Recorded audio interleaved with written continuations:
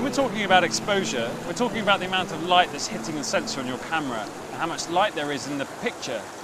So we've come here to the river just to run through the three pillars of exposure, namely ISO, aperture and shutter speed.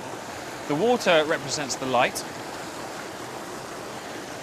This adjustable funnel represents the aperture size of your camera, so we can actually adjust the aperture size to make it bigger and smaller, just as we can in your camera. And we have a beaker, which represents your sensor.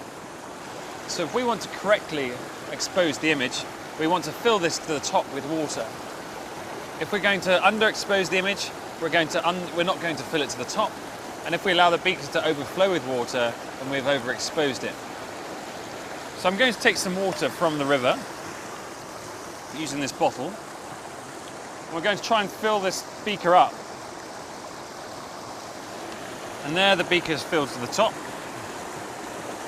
I'm just going to adjust the funnel size. We're going to reduce the aperture size.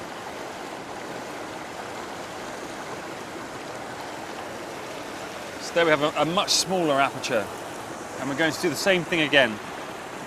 We're going to fill the beaker with water.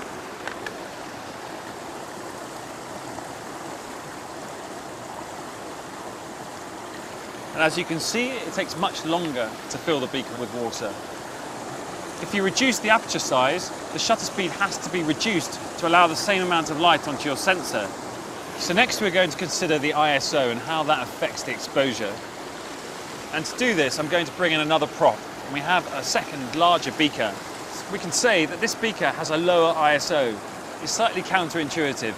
This bigger beaker has a lower ISO because it requires more light to expose the same picture.